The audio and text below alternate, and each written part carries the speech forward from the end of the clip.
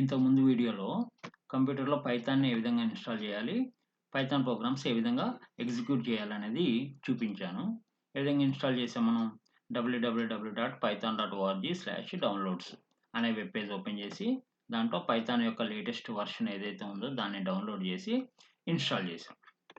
Okay, so ఇవాల్టి వీడియోలో Jupiter నోట్బుక్ని ఏ విధంగా ఇన్స్టాల్ చేయాలనేది చూపిస్తాను. జూపిటర్ నోట్బుక్ అనేది మనం ఈ పైథాన్ ప్రోగ్రామ్స్ ప్రాక్టీస్ చేసుకోవడానికి ఒక ఎన్విరాన్మెంట్. సో దాన్ని ఏ విధంగా ఇన్స్టాల్ చేయాలి, దాంట్లో ఇక్కడ చూడండి, ఫస్ట్ కమాండ్ ప్రాంప్ట్ ఓపెన్ చేయాలి. సో ఓపెన్ చేద్దాం.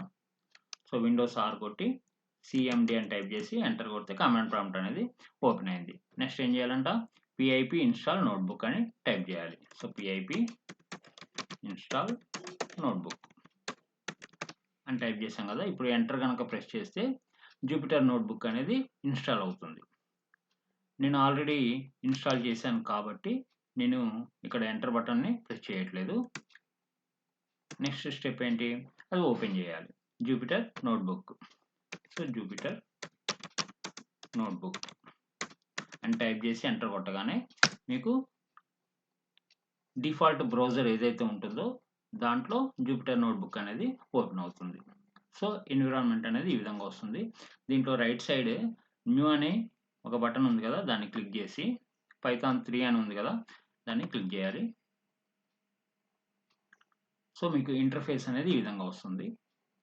సో ఇక్కడ మనం పైథాన్ ప్రోగ్రామ్స్ అనేవి రాసి ప్రాక్టీస్ చేసుకోవచ్చు. So for example print hello world అని టైప్ చేస్తున్నా. ఓకే, ఇక్కడ నేను కంట్రోల్ పట్టుకొని ఎంటర్ ప్రెస్ చేయగానే చూసారా అవుట్పుట్ ఏమొచ్చిందో, హలో వరల్డ్ అనేసి అవుట్పుట్ వచ్చింది. ఓకే, ఇంకొకటి చూపిస్తాను మీకు. సపోజ్ x = 23 అని రాశాను, y = 56 అని రాశాను. సో ఇక్కడ print some =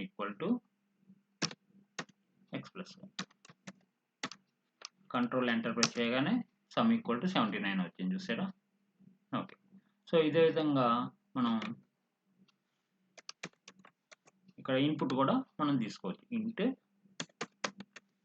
input enter value for x. Okay, so y value కూడా మనం రీడ్ చేద్దాం. Enter value for y. Okay, so control enter press చేస్తున్నాను. ఎంటర్ వాల్యూ ఫర్ x అని అడిగింది, 30 అని ఇచ్చాను. ఎంటర్ వాల్యూ ఫర్ y అని అడిగింది, 50 అని ఇచ్చాను. ఎంటర్ కొట్టగానే సమ్ = 80 అనేసి అవుట్పుట్ వచ్చింది. ఓకే, సో మనం ఈ ప్రోగ్రామ్ని ఇలాగే ఉంచి ఇంకో ప్రోగ్రామ్ రాద్దాం అనుకుంటే కీబోర్డ్ మీద బి ఫర్ బాంబే, బి అనే లెటర్ని ట్యాప్ చేస్తున్నాను. చేయగానే చూసారా ఇంకొకటి వచ్చింది. ఇక్కడ మనం ఇంకో ప్రోగ్రామ్ రాసి ఎగ్జిక్యూట్ చేసి చూసుకోవచ్చు. సో జూపిటర్ ఎన్విరాన్మెంట్ అనేది చాలా కన్వీనియంట్గా ఉంటుంది మనకి. ఇక్కడ అన్టైటిల్డ్ అని ఇచ్చాడు కదా, మనం కావాలంటే రీనేమ్ చేసుకోవచ్చు. పైథాన్ స్క్రిప్ట్స్ అని రాసి ఎంటర్ కొడుతున్నా. చూసారు ఇక్కడ జూపిటర్ పైథాన్ స్క్రిప్ట్స్ అనేసి వచ్చింది. సో మనం పైథాన్ ప్రోగ్రామ్స్ అనేవి ప్రాక్టీస్ చేయడానికి చాలా ఈజీగా ఉండే ఎన్విరాన్మెంట్ జూపిటర్ అనేది. ఓకే, నెక్స్ట్ వీడియోలో మీకు నేను ఒక డాక్యుమెంట్ తయారు చేశాను. దీంట్లో పైథాన్ స్క్రిప్ట్స్ ఒక 143 ఉంటాయి. 143 పైథాన్ స్క్రిప్ట్స్ ఉంటాయి. ఈ 143 కనుక ప్రాక్టీస్ చేస్తే పైథాన్లో ఉండే అన్ని టాపిక్స్ మనం కవర్ చేసిన వాళ్ళం అవుతాం.